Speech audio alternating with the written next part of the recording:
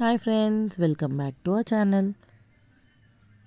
ఇప్పుడు నేను చూపెట్టబోయే వీడియో వచ్చి గోబీ 65. ఈరోజు మనం చేయబోయేది. అండ్ గోబీ 65ని కొన్ని ప్లేసెస్లో డ్రై గోబీ అని కూడా అంటారు. సో దీనికి మెయిన్గా కావాల్సింది అయితే గోబీ సెలెక్షన్ అండి. ఫస్ట్ మనం కాలీఫ్లవర్ని సెలెక్ట్ చేసేటప్పుడే చూసుకోవాలి, ఎందుకంటే మనకు తెలుసు కదా కాలీఫ్లవర్ అంటేనే కొంచెం చిన్న చిన్న పురుగులు ఉంటాయి, లోపల కనిపించకుండా ఉంటాయి. సో అవి మనం మార్కెట్ నుంచి తెచ్చేటప్పుడే కొంచెం మంచిది సెలెక్ట్ చేసుకొని తెచ్చుకోవాలన్నమాట. అండ్ ఆ తెచ్చిన దాన్ని ఇలా విడదీసుకోవాలి, చిన్న చిన్న పీసెస్గా విడదీసుకోవాలి. ఆ విడదీసిన వాటినన్నిటినీ ఫస్ట్ కొంచెం ఉప్పులో కడగాలన్నమాట.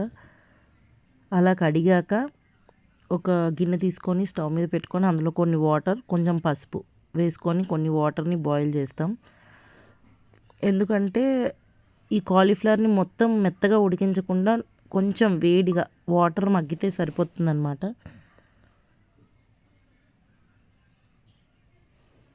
ఇలా ఈ కట్ చేసిన పీసెస్ అన్నిటినీ అందులో వేసుకోవాలి. ఇలా అన్నీ వేసుకున్నాక కొంచెం మసిలాక వాటర్ అంటే కొంచెం బాయిల్ అయితే సరిపోతుందండి. వాటన్నిటిని బయటికి తీసేయడమే. ఇంకా చాలా మెత్తగా ఉడికిచ్చేస్తే అసలు గోబీ 65 బాగా రాదు. అది వచ్చాక కూడా మెత్తగా వస్తుంది, ఫ్రై చేస్తే కూడా తినడానికి కూడా రుచిగా ఉండదన్నమాట. సో చూసారు కదా, వాటర్ ఒకసారి బాయిల్ అయిపోయాయి. సో మనం వీటిని ఫస్ట్ పక్కకు తీసేద్దాం.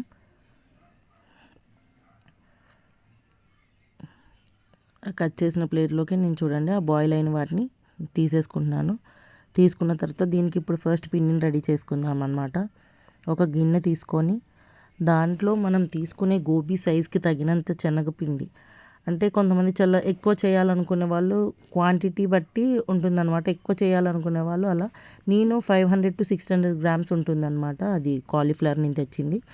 సో దానికి తగినంత కొంచెం శనగపిండి, కొంచెం బియ్యం పిండి, కొంచెం ఎక్కువ కార్న్ఫ్లోర్ యూజ్ చేయాలి. ఈ మూడు పిండిని మిక్స్ చేసుకోవాలి.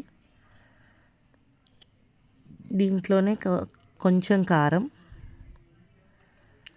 కొంచెం ఉప్పు అండ్ కొంచెం జీరా పౌడర్ అంటే జీలకర్ర పొడి అండ్ కొంచెం గరం మసాలా కూడా వేయాలి. వీటన్నిటిని వేసిన తర్వాత వాటర్ పోయకముందే ఫస్ట్ ఆ పిండిని వీటన్నిటిని కూడా బాగా హ్యాండ్తో ఒకసారి కలపాలండి. సో దట్ ఇవన్నీ లోపల వరకు బాగా మిక్స్ అవుతాయి. తర్వాత మనం వాటర్ వేసుకోవాలి. కొంతమంది డైరెక్ట్ వాటర్ వేసేసి ఇలా మిక్స్ చేస్తుంటారు, అలా కాకుండా ఇలా వాటర్ వేసి బాగా కలుపుకొని కన్సిస్టెన్సీ చెక్ చేసుకోవాలి.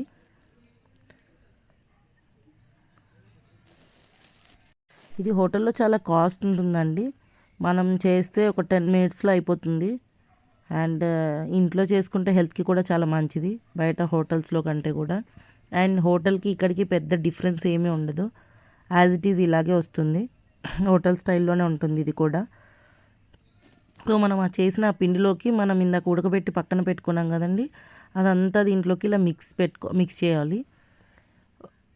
ఒక 5 to 10 minutes వరకు మ్యారినేట్ చేస్తే మంచిది. డైరెక్ట్ వేసుకున్నా కూడా ఓకే, కానీ మ్యారినేట్ చేస్తే బాగుంటుంది.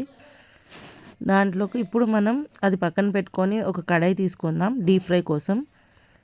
నేనైతే కొంచెం ఆయిలే తీసుకుంటున్నాను, ఎందుకంటే ఇది ఇలా డీప్ ఫ్రై చేసిన ఆయిల్ని ఊరికే రీయూజ్ చేయకూడదంట.